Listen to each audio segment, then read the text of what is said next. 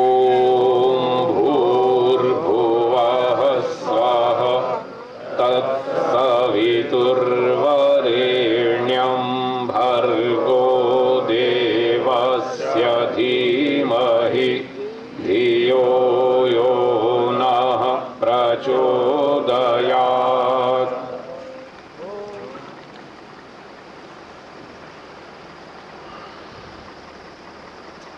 आज सुबह एक विषय आरंभ किया था। 3 वस्तुएं अनादि हैं, हमेशा से हैं और आगे भी हमेशा रहेंगी। ये सिद्धांत समझ में आ जाएगा तो आगे बहुत कुछ समझ में आ जाएगा। ईश्वर, जीव और प्रकृति, ये हैं 3 वस्तुएं जो हमेशा से हैं। इनके संबंध में थोड़ी थोड़ी चर्चा चली थी। ईश्वर एक है, सर्वव्यापक है, निराकार है, आनंद स्वरूप है, सर्वशक्तिमान है, सृष्टि को बनाने वाला है, चलाने वाला है, सबके कर्मों का फल देने वाला है। जीव बहुत छोटा है, एक स्थान पर रहता है। पूरी सृष्टि में एक जीव नहीं रहता, असंख्य जीव हैं। बहुत थोड़ा थोड़ा जानते हैं, कभी अच्छे काम करते हैं और कभी बुरे काम भी कर लेते हैं, कभी जानबूझकर कभी अनजाने में, और कर्म करने में स्वतंत्र हैं, फल भोगने में परतंत्र हैं, ईश्वर की न्याय व्यवस्था के अधीन है। अब ये जो विषय है कर्म फल का, ये इस विषय को थोड़ा शुरू करते हैं, आरंभ करेंगे। कर्म फल का विषय कठिन विषय है, फिर भी थोड़ा थोड़ा समझने का प्रयास करेंगे।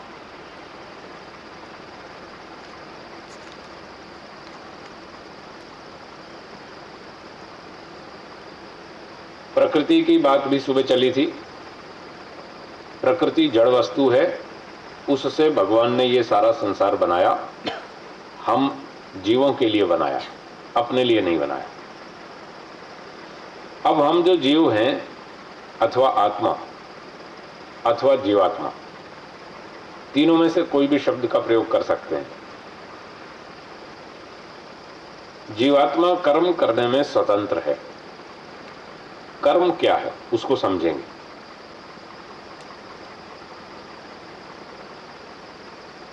आत्मा मन में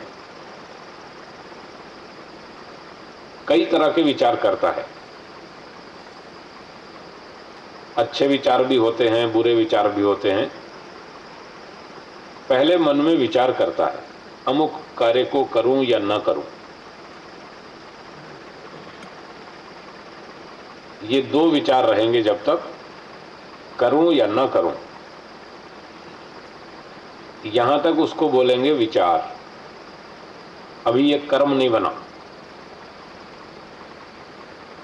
जब 2 में से एक निर्णय कर लेगा कि अमुक कार्य करना है या करूंगा,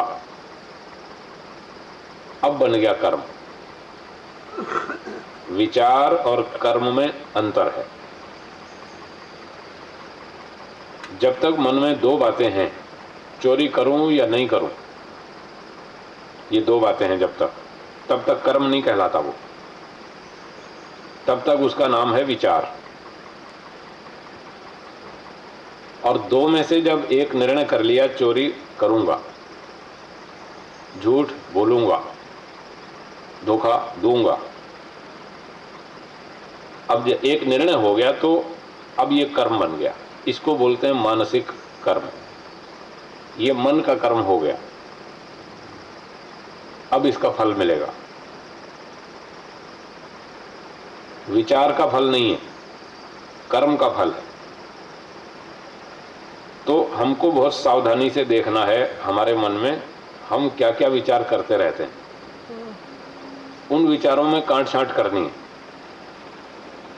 कौन सा विचार अच्छा है, कौन सा खराब है। जो अच्छा विचार है उसको मन में रखेंगे, जो बुरा विचार है उसको निकाल देंगे। फिर उन विचारों में से जो योजना बनाएंगे, अच्छी योजना बनाएंगे, बुरी योजना नहीं बनाएंगे। यदि अच्छी योजना बनाएंगे तो अच्छा कर्म होगा, बुरी योजना बना ली तो बुरा कर्म हो जाएगा। एक तो हुए ये मानसिक कर्म, मन से होने वाले कर्म।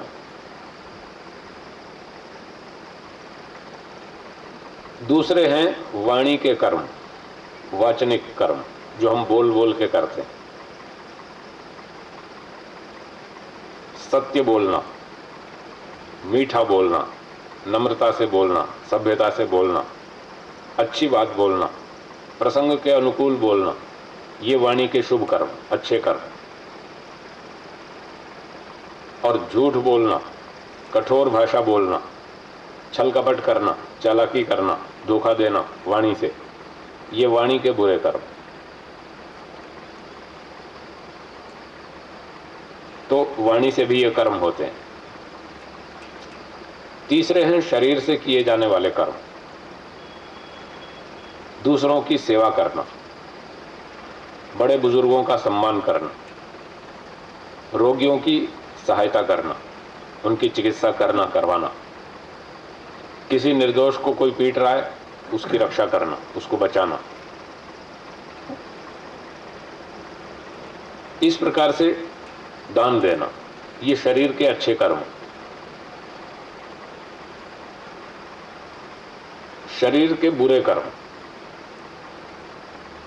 चोरी करना, निर्दोष की पिटाई करना, और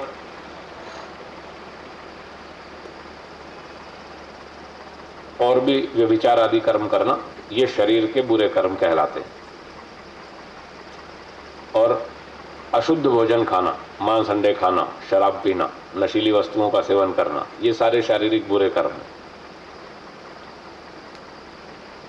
तो 3 प्रकार से जीव कर्म करता है, मन से, वाणी से और शरीर से। ये जो कर्म हमने किए तीनों प्रकार से, ये अच्छे भी होते हैं, बुरे भी होते हैं और मिश्रित भी होते हैं। 3 प्रकार के कर्म। कौन कौन से? पहले अच्छे कर्म, और दूसरे, हाँ जी, बुरे कर्म, और तीसरे मिश्रित, मिले जुले।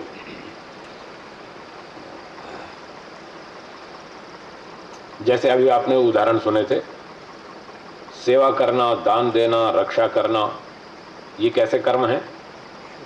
ये शुभ कर्म है, अच्छे कर्म।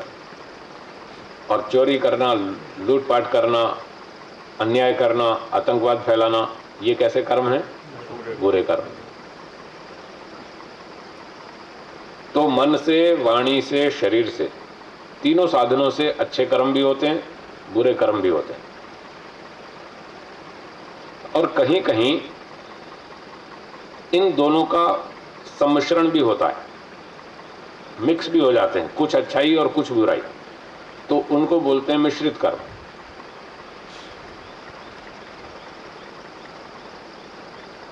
आपके एक मित्र ने कुछ आपसे पैसे उधार मांगे, भाई मैं मुसीबत में आ गया हूं, 2-4 महीने के लिए थोड़े पैसे दे दो, 10-20 हजार रुपए, 3-4 महीने में लौटा दूंगा। आपने उसकी सहायता की, 3-4 मास के लिए कुछ पैसे दे दिए उधार, 20,000 रुपए दे दिए। तो दिए तो सही, लेकिन प्रेम से नहीं दिए, उसको परेशान कर करके पैसे दिए। अच्छा भाई कल ले जाना, फिर वो कल आया लेने, आज तो प्रबंध नहीं हुआ, 2 दिन बाद ले जाना।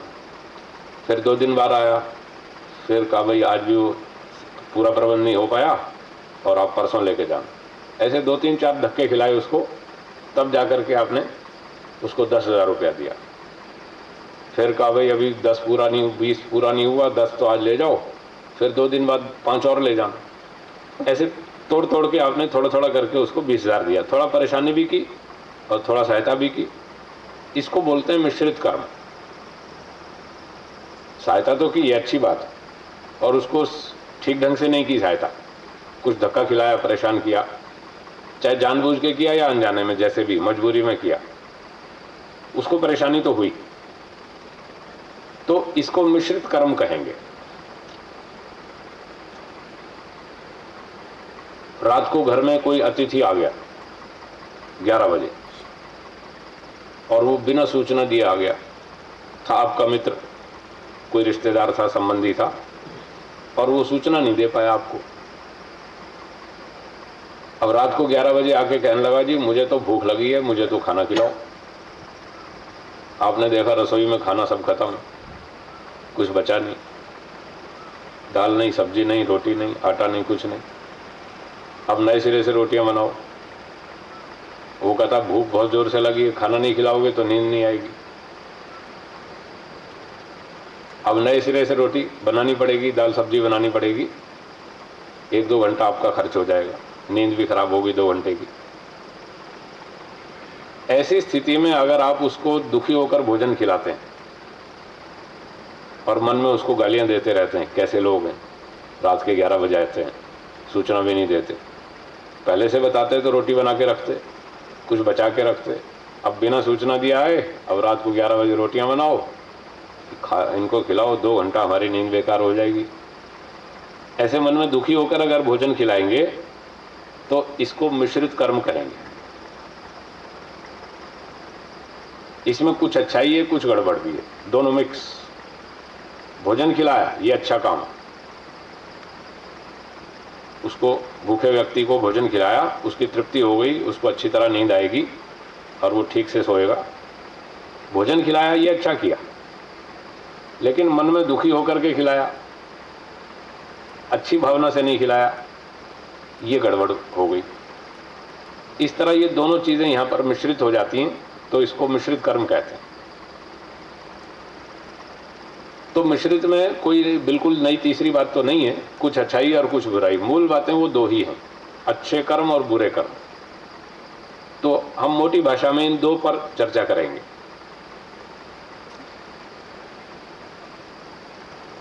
अब शरीर से, वाणी से और मन से, तीनों साधनों से हमने मुख्य रूप से 2 तरह के कर्म किए, अच्छे और बुरे, और गौण रूप से तीसरा भी जोड़ लेते हैं, मिश्रित का। ठीक है। अब इन कर्मों के समय की दृष्टि से 3 विभाग हैं। एक विभाग का नाम है क्रियमाण कर्म। आप दोहराएंगे? हाँ, क्रियमाण कर्म। दूसरे हैं संचित कर्म। दूसरे कौन से? संचित कर्म। और तीसरे हैं प्रारब्ध कर्म। हाँ, ये 3 विभाग हैं कर्मों के। अब इनका अर्थ सुनिए। क्रियमाण कर्म का मतलब है जो कर्म हम इस समय कर रहे हैं, जो काम हमारा इस समय चालू है, उसको बोलते हैं क्रियमाण कर्म। और वो कर्म करते करते पूरा हो गया, समाप्त हो गया, तो क्रियमाण कर्म समाप्त हो जाने पर उसी का नाम रख दिया जाता है संचित कर्म। संचित माने जमा, क्रियमाण माने चालू, जो किया जा रहा है, चालू है, वो है क्रियमाण कर्म। और वो क्रियमाण पूरा हो गया और हमारे खाते में जमा हो गया, संचित। तीसरे हैं प्रारब्ध कर्म। जो हमारे संचित कर्म हैं, उनमें से कुछ कर्मों का फल मिलना शुरू हो गया। जिनका फल मिलना शुरू हो जाता है, प्रारंभ हो जाता है, उसको बोलेंगे प्रारब्ध कर्म। प्रारंभ शब्द आपने सुना हुआ है, इसका अर्थ है प्रारंभ, शुरू होना। जिनका फल मिलना शुरू हो गया वो प्रारब्ध कर्म। तो हम कर्म करते हैं, रोज कर्म करते हैं, बहुत सारे करते हैं, सैकड़ों कर्म रोज करते हैं, जिस समय हम कर रहे हैं कर्म, उस समय वो कौन सा कर्म है? क्रियमाण। जब कर रहे हैं तो क्रियमाण, वर्तमान है जो। अब पूरा हो गया, काम खत्म हो गया, अब क्या नाम हो गया? संचित। उस संचित में से कुछ फल मिलना शुरू हो गया तो क्या बोलेंगे? प्रारब्ध।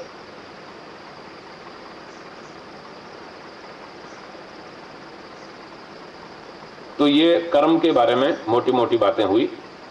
3 साधनों से जीवात्मा कर्म करता है, मन से, वाणी से, शरीर से।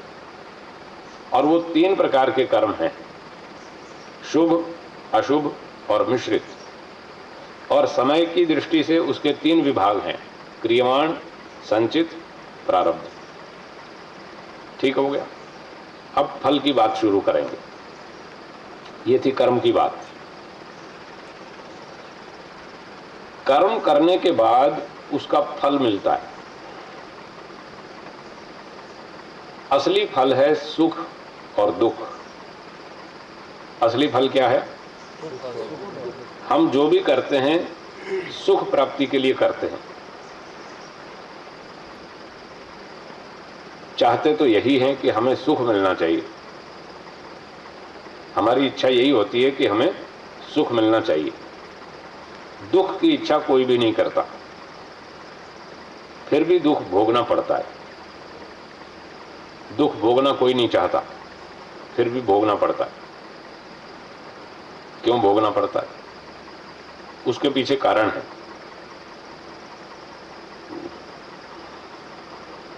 हमने ऐसे कर्म किए हैं जिसकी वजह से हमको सुख भी और दुख भी दोनों भोगने पड़ते हैं।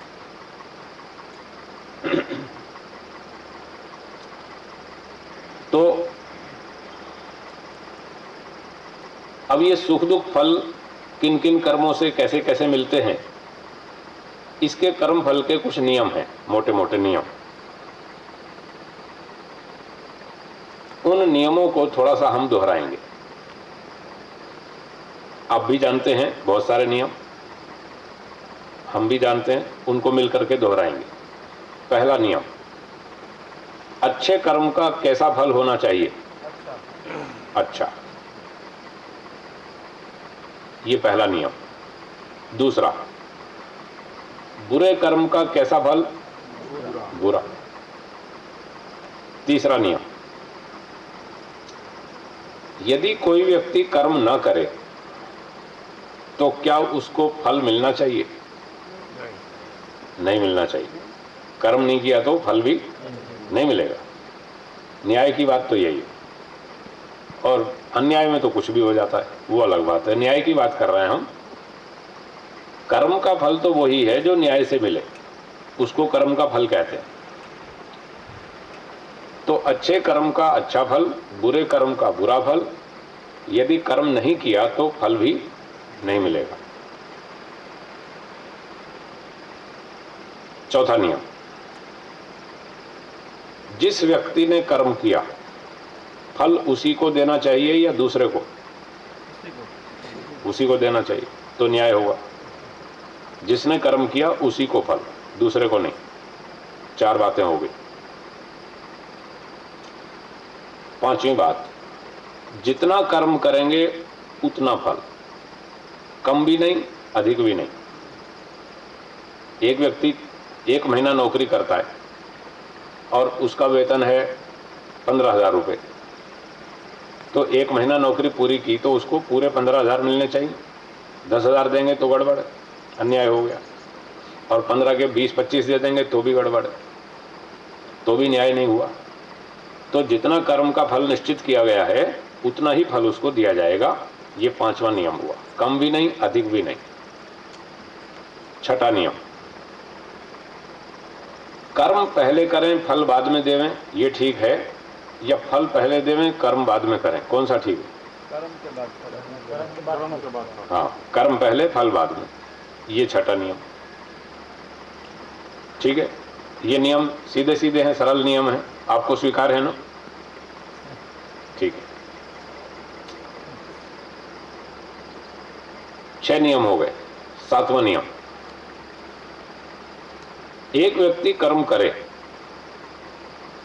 और उसको फल बिल्कुल ना दिया जाए, माफ कर दिया जाए, क्या ये ठीक है? न्याय नहीं है। न्याय नहीं है ना? क्या ये न्याय है? नहीं है ना? तो ये 7वां नियम है कि यदि कर्म करेंगे तो फल अवश्य मिलेगा, उसमें छूट-छाट, कंसेशन कुछ नहीं, माफी कुछ नहीं। एक व्यक्ति ने 2 करोड़ की चोरी कर ली, आजकल तो करोड़ों की चोरी होती है, पहले तो लाखों की सुनते थे, अब लाखों की तो कोई बात ही नहीं करता, तो करोड़ों में वो भी सैकड़ों करोड़ की बात करते हैं। 200 करोड़, 500 करोड़, 800 करोड़, 1000 करोड़, 15,000 करोड़ खा गया। इतने पैसे पता नहीं ये कहाँ रखते हैं, करते क्या है इतने पैसे का, समझ में नहीं आती। अब एक व्यक्ति 800-900 करोड़ खा गया, कोई तोप में खा गया, कोई चारे में खा गया, कोई किसी में खा गया, कोई किसी में। आती है ना, अखबारों में समाचार आते रहते हैं। अब उसको फल ही नहीं दिया जाए तो ये तो न्याय नहीं हुआ ना। तो न्याय कहता है यदि कर्म किया है तो फल अवश्य मिलेगा, उसमें माफी कुछ नहीं, छूट-छाट कुछ नहीं। आज नहीं मिलेगा, कल मिलेगा, 6 महीने बाद मिलेगा, 10 साल के बाद मिलेगा, 20 साल के बाद मिलेगा, और इस जन्म में नहीं मिला तो आगे मिलेगा। फल जरूर मिलेगा, फल तो भोगना पड़ेगा, उसमें छुटकारा नहीं है। 7वां नियम ये कहता है। तो आपके मन में प्रश्न हो सकता है कि फल कब कब मिलता है? कुछ कर्मों का फल उसी समय मिलता है, तत्काल। कुछ कर्मों का फल 2-4 घंटे में मिलता है, कुछ कर्मों का फल 2-4 दिन में मिलता है, किन्हीं कर्मों का फल 15 दिन में मिल सकता है, किसी का 1 महीने में, किसी का 1 वर्ष में, किसी का 5-10 वर्ष में, किसी का 50 वर्ष में, किसी का अगले जन्मों में। ऐसे समय समय पर फल मिलता है। वो व्यवस्था सब ईश्वर जानता है, कब किस कर्म का फल कैसे देना है, वो ईश्वर की व्यवस्था है। हम ना तो पूरी तरह सारे कर्मों को जान पाते हैं और ना ही फलों को पूरा पूरा समझ सकते हैं, हमारे मनुष्यों के बस की बात नहीं। बस मोटा मोटा जान सकते हैं, भाई ये अच्छा कर्म है, ये बुरा कर्म है, अच्छा कर लो, बुरा मत करो, इतना मोटा मोटा समझ सकते हैं। और फिर कहीं शंका हो जाए, भाई ये कर्म समझ में नहीं आ रहा, ये अच्छा है कि खराब है, समझ में नहीं आ रहा, तो फिर और दूसरे लोगों से पूछ सकते हैं, सहायता ले सकते हैं, विद्वानों से, बड़े बुजुर्ग लोगों से, सीनियर लोगों से पूछ सकते हैं, सलाह ले सकते हैं, भाई ये हमको समझ में नहीं आ रहा, ये ठीक है या गलत है, आप बता दो। तो वो लोग भी जितना जानते हैं वो भी कुछ बता देंगे, तो उनकी सहायता लेकर के भी हम काफ़ी कुछ ठीक ठीक काम कर सकते हैं। तो 7वां नियम ये कह रहा था कि कर्म किया है तो फल अवश्य मिलेगा, उसमें माफी छुटकारा कुछ नहीं, कभी ना कभी वो भोगना ही पड़ेगा। 8वां नियम, जो फल देने वाला है जब तक वो कर्म को जान नहीं लेगा तब तक वो ठीक ठीक फल नहीं दे सकता। फल देने वाले को कर्म का पता होना चाहिए कि इस व्यक्ति ने क्या कर्म किया।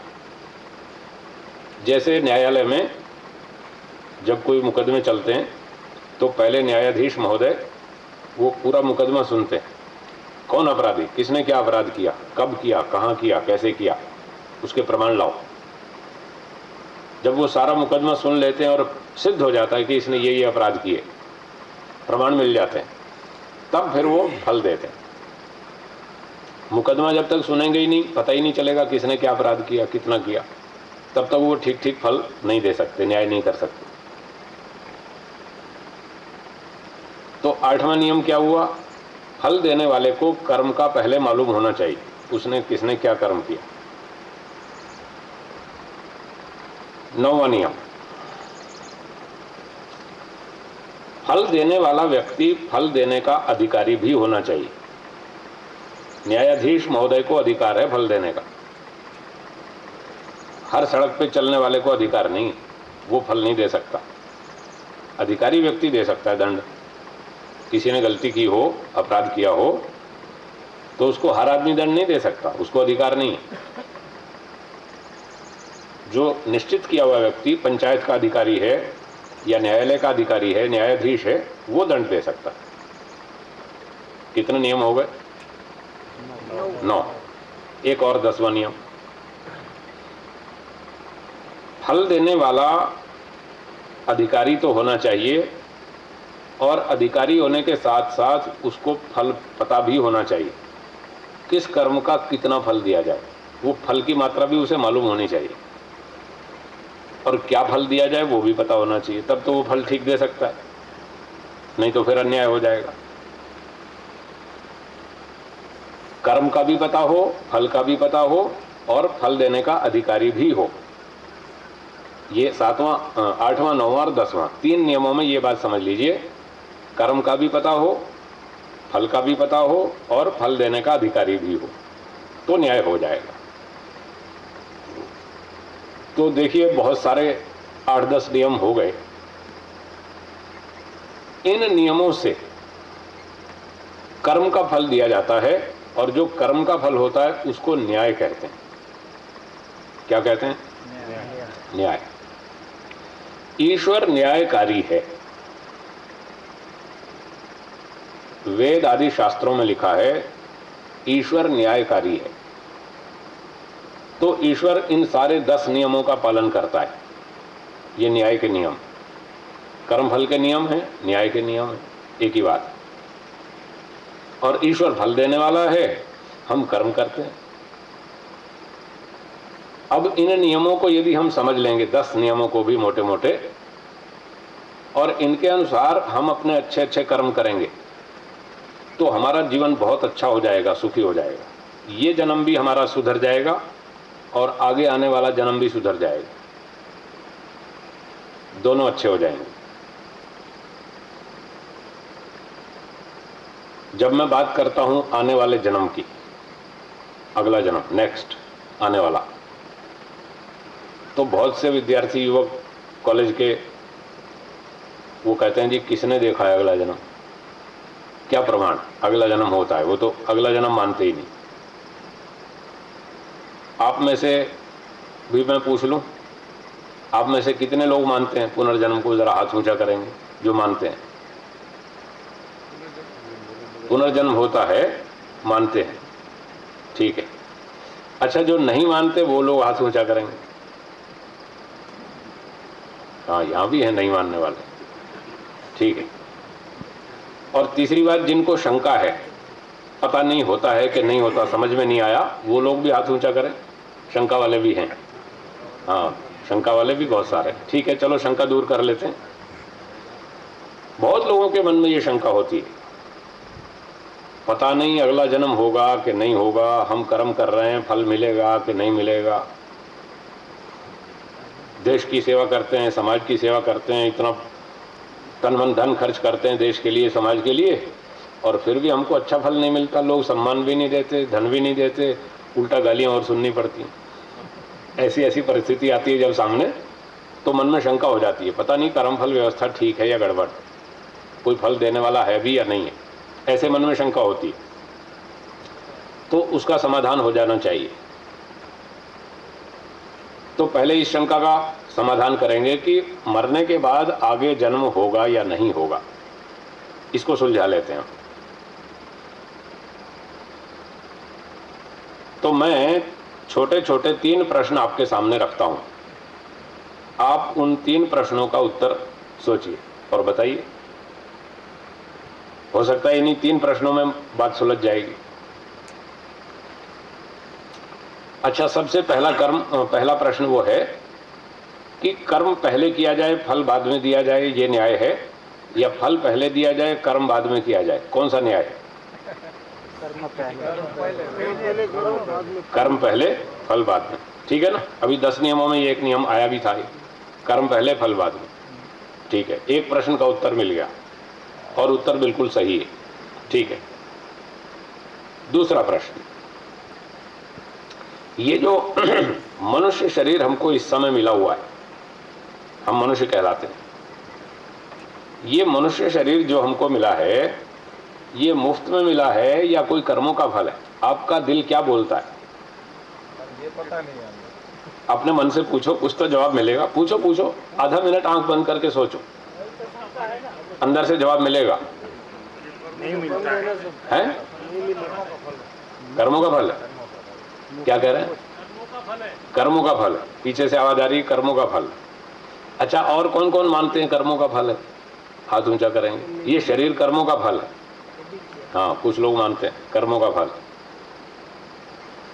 और बाकियों को अभी शंका है, समझ में नहीं आया। नहीं आया ना, अभी ये विश्वास नहीं बना कि ये कर्मों का फल। यानी ज्ञान नहीं है इसका ज्ञान नहीं है, हकीकत में ये बात है। अच्छा ठीक है, तो चलो इस पर विचार कर लेते हैं, इस पर भी विचार कर लेते हैं। ये कर्मों का फल है या मुफ्त में मिला? दो ही तो बात हो सकती है, या तो मुफ्त में मिला बिना कर्म के, या फिर कर्म से मिला। दो ही बात हो सकती है, तो इसको भी सुलझा लेते हैं। एक और प्रश्न, अब इस बात के ऊपर एक नया प्रश्न खड़ा हो गया। इस बारे में आप सोचते हैं कि ये शरीर हमको किसने दिया है? इसका तो उत्तर पता होगा आपको। ईश्वर। हाँ जी, ईश्वर ने। ईश्वर को भी मानते हैं कि ईश्वर को भी नहीं मानते? ईश्वर को तो मानते हैं, हाँ मानते हैं, ईश्वर को मानते हैं। चलो ठीक है, यहां से हम चलेंगे, ईश्वर को आप मानते हैं। तो ये शरीर हमको किसने दिया बना के? इसको बना सकता है कौन? ईश्वर बना सकता है, और तो किसी के बस का नहीं।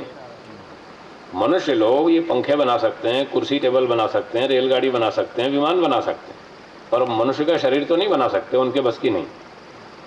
वो बेचारे इसको समझ भी नहीं पा रहे। इतना कठिन बनाया शरीर भगवान ने, बड़ा विचित्र बनाया इसकी रचना। बड़े बड़े डॉक्टर बेचारे थक जाते हैं, वो समझ ही नहीं पाते ये शरीर रचना कैसी। इससे पता चलता है कि मनुष्य इसको बना नहीं सकता, उसके बस की बात नहीं। तो फिर ईश्वर ही बचा है जिसने शरीर बनाया। चलो ये बात सुलझ गई कि शरीर किसने बनाया? ईश्वर ने, और शरीर बना के हमको दे दिया। अब प्रश्न ये है कि ईश्वर न्यायकारी है या अन्यायकारी है? इस बारे में क्या सोचते हैं आप? न्यायकारी। सुनते ही आए हैं। हाँ, जैसा भी सुनते आए हैं, बरसों से सुनते आए। जो भी सुनते आए हैं वही हमारे मन में बैठा है, वही बोलना है, हाँ, वही बोलेंगे। ईश्वर न्यायकारी है, और ये शरीर ईश्वर ने दिया है।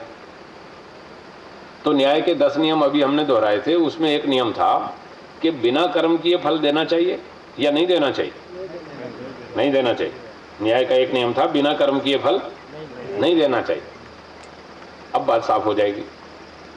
ईश्वर न्यायकारी है, बिना कर्म किए फल देता नहीं। शरीर हमको ईश्वर ने दिया है, तो इसका अर्थ क्या निकला?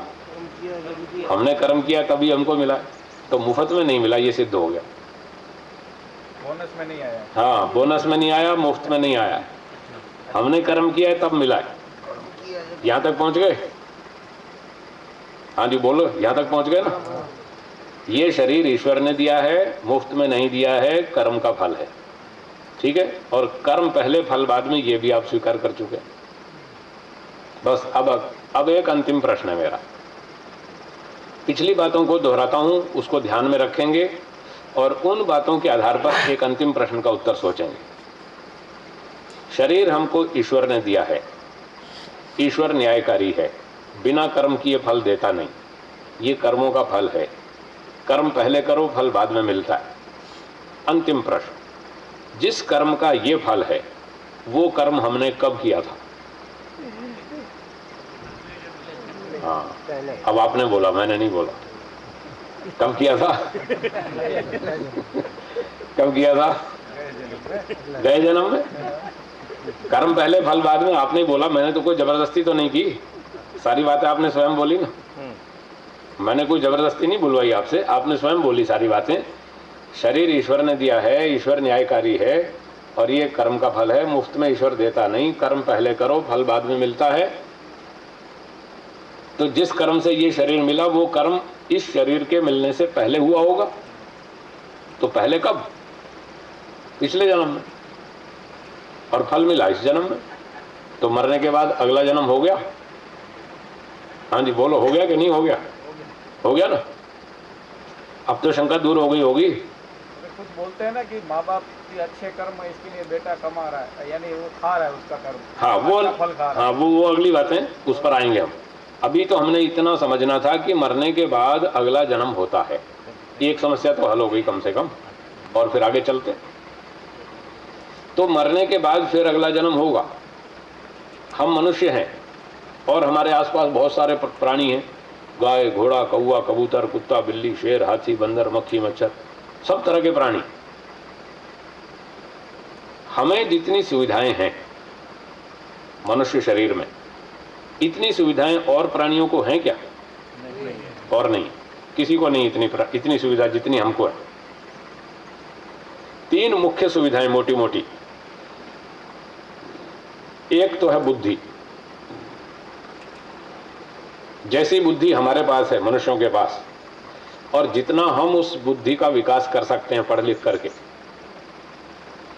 इतना ऐसी बढ़िया बुद्धि किसी प्राणी के पास नहीं है, और इतना विकास कोई प्राणी नहीं कर सकता जितना मनुष्य कर सकता है। एक सुविधा। दूसरी सुविधा, ये हाथ।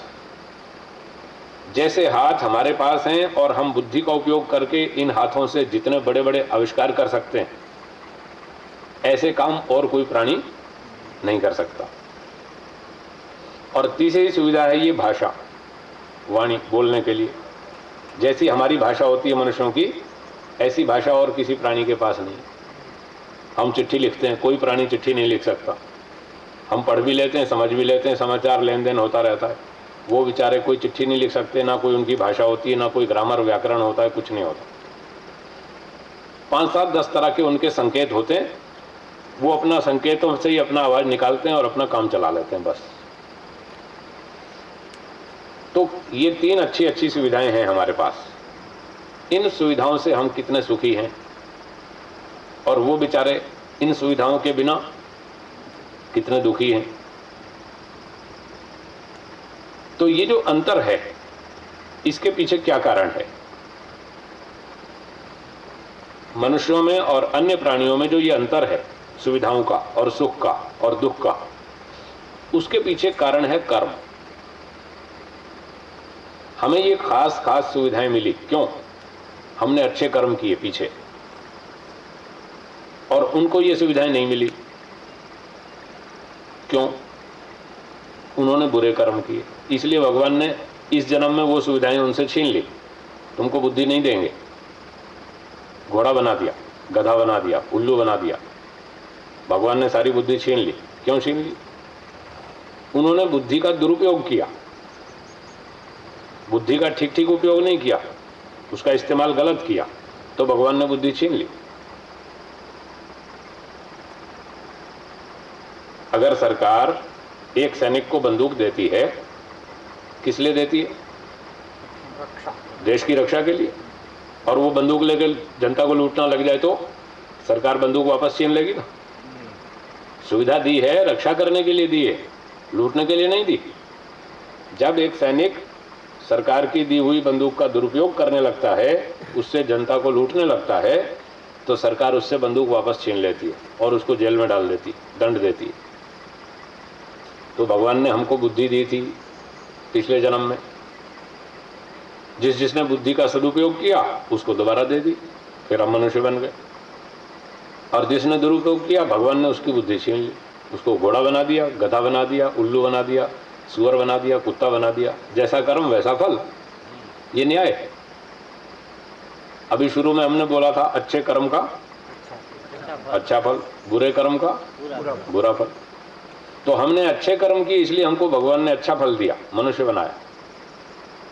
और जिन्होंने बुरे कर्म किए, झूठ बोला, चोरी की, रिश्वत ली, रिश्वत दी, छल कपट किया, चालाकी की, और परेशान किया, तंग किया, और जो जो उल्टे सीधे काम होते हैं वो सारे किए, तो भगवान ने उनके कर्म के अनुसार उनको वैसी वैसी योनियों में भेज दिया, जाओ तुम जेल में जाओ।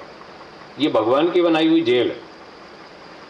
ये सारे प्राणी जो है ना, ये भगवान की बनाई हुई जेल है, जाओ जेल में दंड भोगो। वो सुविधाएं सारी छीन ली, वाणी की, हाथ की, बुद्धि की, सब छीन ली। तो पिछले कर्मों से आज हम मनुष्य हैं, आगे भी शायद अगले जन्म में मनुष्य बनना चाहते होंगे आप लोग, क्यों जी? ठीक है ना? या और कोई दूसरा इरादा है? लेकिन पासिंग मार्क कितने हैं? हाँ, पासिंग मार्क 50%। हाँ, अभी पासिंग मार्क की बात आएगी। अभी इस जन्म में तो हम मनुष्य बन गए, आने वाले जन्म में भी मनुष्य ही बनना चाहेंगे, इससे नीचे तो कोई जाना नहीं चाहता। तो महेंद्र भाई जी पूछ रहे हैं पासिंग मार्क्स कितने हैं? उसका उत्तर है पासिंग मार्क्स है 50%। कम से कम 50% अच्छे कर्म होने चाहिए, तो 4th क्लास फैमिली में जन्म मिलेगा। 4th क्लास, हाँ, मजदूर, चपरासी, पटेवाला, 50 मार्क में। ये सब शास्त्रों में लिखा है, वहां से बता रहा हूं, अपनी ओर से कुछ नहीं कह रहा, सब शास्त्रों की बातें। अगर हमें आने वाले जन्म में साधारण मनुष्य जन्म, किसी गरीब परिवार में, मूर्ख, चपरासी, पटेवाला, ऐसे मजदूर के घर में जन्म लेना हो, उसके लिए भी कम से कम 50% अच्छे कर्म होने चाहिए, तो ऐसे घर में जन्म मिलेगा।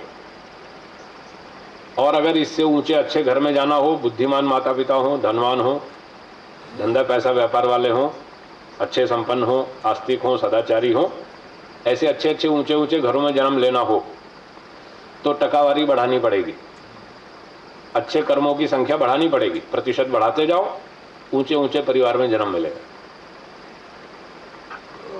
यह है कर्म का फल। और तीसरी बात, अगर बुरे कर्म 50% से अधिक हो गए, 50% से अधिक बुरे कर्म हो गए, मान लो 60% बुरे कर्म हो गए और 40% अच्छे हुए, अब अगला जन्म तुरंत मनुष्य का नहीं मिलेगा, अब नीचे जाना पड़ेगा। गाय, घोड़ा, कौआ, कबूतर, सुअर, मक्खी, मच्छर, बंदर, बिल्ली, हाथी, शेर, भेड़िया, ऐसी योनियों में जाना पड़ेगा। तो मिनिमम पास मार्क्स 50%, 50% कम से कम होना चाहिए, तो इंसान की योनि में जन्म मिलता है। अब मान लीजिए एक व्यक्ति ने 60% बुरे कर्म किए और 40 अच्छे किए, तो दोनों में अंतर कितना है? 60 और 40 में कितना अंतर है? 20। तो 20% पाप अधिक किए पुण्य की तुलना में, पुण्य 40 और पाप 60, तो 20 अधिक हुए ना। अब शास्त्र का नियम यह कहता है, जितने पाप अधिक किए आपने, उसका दंड पहले भोगो। अधिक किए तो फिर पशु पक्षी कीड़े मकोड़े में जाना पड़ेगा। 20% पापों का दंड भोगने के लिए पशु पक्षी कीड़ा मकोड़ा बनो। आप किसी प्राणी को देख लो, उसको ध्यान से देखो और सोचो, उसमें बुद्धि है क्या हमारे जैसी? नहीं। गाय को देख लो, घोड़े को देख लो, गधे को देख लो, उल्लू को देख लो, किसी को देख लो, बकरी को देख लो, भेड़ को देख लो, मच्छर को देख लो, मक्खी को देख लो, बुद्धि नहीं है, बहुत थोड़ी सी बुद्धि, हमारे जैसी बुद्धि नहीं है। तो उसको देखकर अच्छी तरह हमको विचार करना चाहिए कि अगर हमको भी ऐसा घोड़ा गधा बनना पड़ गया तो बहुत हालत खराब हो जाएगी। एक घोड़े को टांगे वाला दिन भर हंटर से पीटता है और भार ढोता है, उस पर गाड़ी लगा के सवारी बिठा बिठा के खींचता है, 8-8, 10-10 सवारी खींचता है, पूरे दिन हंटर मार खाता है बेचारा घोड़ा, धूप में चलता है, बोझा उठाता है, और फिर भी चारा खाने को दे दे मालिक उसका तो ठीक है, और नहीं दे तो घोड़ा पुलिस में रिपोर्ट कर सकता है कि सारा दिन भार ढोया मैंने, हंटर भी खाए और खाने को चारा नहीं दिया, कंप्लेन कर सकता है पुलिस में। आप सोचिए कितनी खराब हालत हो जाएगी। अगर हमने 50% से अधिक अच्छे काम नहीं किए तो घोड़ा बनना पड़ जाएगा। तो 20% जो पाप अधिक कर लिए, उसका दंड घोड़ा, कौआ, कबूतर, बिल्ली, चूहा, ऐसा बनना पड़ेगा। अब वो 20% जो अधिक पाप थे, उसका दंड वहां भोग लिया। 2, 3, 4, 5 जन्म जितने भी होते होंगे वो हमें नहीं मालूम, वो भगवान जाने, उसकी व्यवस्था पूरी वही जानता, हम नहीं समझते। हम इतना समझते हैं कि 50% कम से कम अच्छा होना चाहिए, अगर इससे ऊपर बुरे काम हो गए तो फिर नीचे जाना पड़ेगा गाय घोड़े में। तो 20% जो पाप अधिक किए थे उसका दंड वहां भोग लिया। अब हमारे खाते में क्या बच गया बैलेंस? 40 और 40, 40 अच्छे 40 बुरे। तो जब अच्छे बुरे कर्म फिर समान हो जाएंगे, इक्वल हो जाएंगे, तो फिर लौट के वही नियम आ जाएगा। जब पाप पुण्य बराबर होते हैं तो फिर पट्टे वाले के घर जन्म, फिर मनुष्य बने। तो पशु पक्षी योनियों से लौटकर पहला जन्म तो फिर वहीं होगा, पट्टे वाले के घर, चपरासी मजदूर के घर। सीधा कोई सेठ के यहाँ जन्म नहीं लेने वाला, ऐसा शास्त्र बोलता है। तो अब देख लीजिए हमको अगला जन्म कैसा चाहिए। कर्म करने में आप स्वतंत्र हैं, फल भोगने में ईश्वर की न्याय व्यवस्था के अधीन। ये कर्म फल की व्यवस्था है। कुछ कर्मों का फल इसी जन्म में मिलेगा, अभी मिलेगा। 1 महीना नौकरी करो, 1 महीने बाद वेतन मिलेगा। कुछ डेली वेजेस के भी होते हैं, रोज की नौकरी करने वाले, रोज के धंधा, सुबह गए काम पर, शाम को पगार लेके आ गए। 1 दिन का ठेकेदारी पे काम किया, 50 रुपये लेंगे, 8 घंटा मजदूरी करेंगे, 70 लेंगे, 60 लेंगे, जो भी। 8 घंटे काम किया, 60-70 रुपये लाओ, अपने घर गए, रोटी बनाई और खाई, सो गए, खत्म हो गई बात। तो किसी किसी कर्म का फल हमको 1 दिन में भी मिलता है, किसी कर्म का फल महीने में मिलता है, किसी कर्म का फल 6 महीने में, किसी का 1 साल में। ऐसे अलग अलग प्रकार से अलग अलग समय पर हमको कर्मों का फल मिलता है। और किसी कर्म का फल तत्काल भी मिलता है, उसी समय। जैसे कोई व्यक्ति बिजली का तार पकड़ ले तो कितनी देर में फल मिलेगा? तुरंत मिल जाएगा, ताजा ताजा, उसमें देर नहीं लगती है। बिजली का तार पकड़ लिया तो तुरंत दंड मिल जाएगा। और किसी ने बैठ के समाधि लगाई तो ईश्वर उसको तुरंत आनंद दे देगा, तुरंत फल मिलता है। ऐसा भी होता है। एक विद्यार्थी 1 वर्ष पढ़ाई करता है और उसको 1 वर्ष के बाद फल मिलता है, 1 क्लास पास हो जाता है। एक व्यक्ति 15-20 साल मेहनत करता है धंधे व्यापार में और 20 वर्ष में वो बहुत अच्छा धन कमा लेता है, उसको 20 साल के बाद फल मिलता है। थोड़ा थोड़ा भी मिलता रहता है और फिर अच्छा मोटा फल 15-20 साल के बाद मिलता है। तो कुछ कर्मों का फल यहीं मिलता है, इसी जन्म में, और कुछ कर्मों का फल बाकी बच गया जो यहां नहीं मिला, वो फिर अगले जन्म में मिलेगा। मिलेगा जरूर, कोई भी कर्म ऐसा नहीं है जिसका फल नहीं मिलेगा। अच्छा हो चाहे बुरा हो, सबका फल भोगना पड़ेगा। माफी नहीं है, छूट छाट नहीं है, कंसेशन बिल्कुल नहीं। लेकिन हमारे देश में करोड़ों लोग ऐसे हैं, और विदेशों में भी हैं, केवल भारत में नहीं है, पूरी धरती पर सब देशों में ऐसे करोड़ों लोग हैं जो ये मानते हैं कि हम भगवान से माफी मांगेंगे और भगवान हमारे पाप माफ कर देगा। ऐसा मानने वाले हैं करोड़ों लोग। वो ठीक नहीं, गलत बात है। भगवान माफ कर देगा तो फिर न्यायकारी कहां हुआ?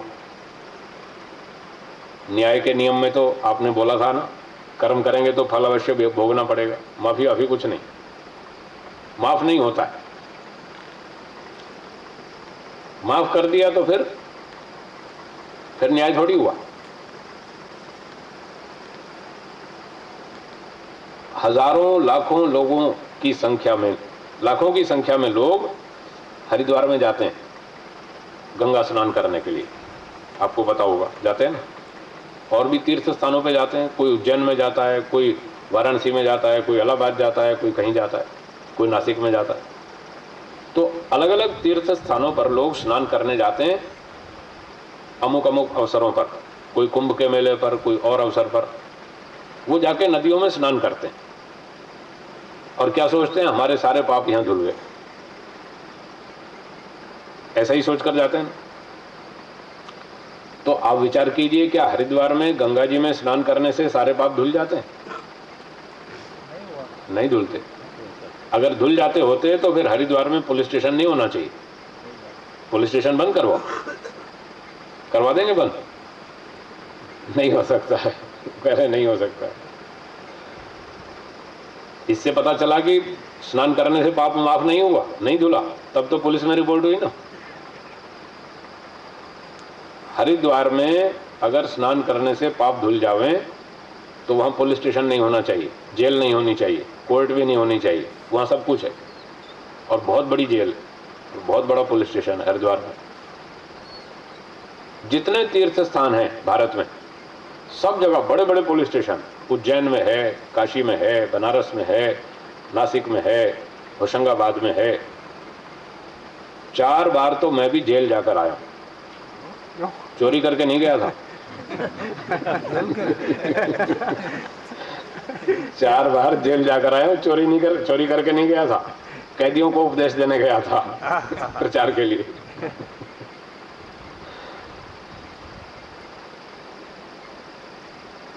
होशंगाबाद मध्य प्रदेश में है, भोपाल से 1-2 घंटे का रास्ता है, वहां पर 1-1.5 घंटे का रास्ता।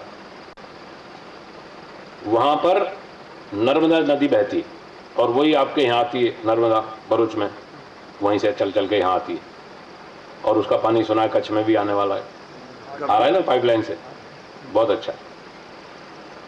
तो होशंगाबाद में भी बड़े मेले लगते हैं और वहाँ भी लोग आते हैं स्नान करने, और मैं भी हर साल जाता हूँ वहाँ। साल में मेरा एक प्रचार का कार्यक्रम वहाँ पर होता है, और जब मैं वहाँ जाता हूँ तो कभी वो लोग कहीं बैंक में प्रवचन रख देते हैं, कभी कंपनी में रख देते हैं, कभी कॉलेज में रख देते हैं, कभी हॉस्टल में रख देते हैं, और 4 बार तो जेल में ही रख दिया। 2 बार कच्ची जेल में, 2 बार पक्की जेल में। तो वहाँ जेल क्यों बना रखी है?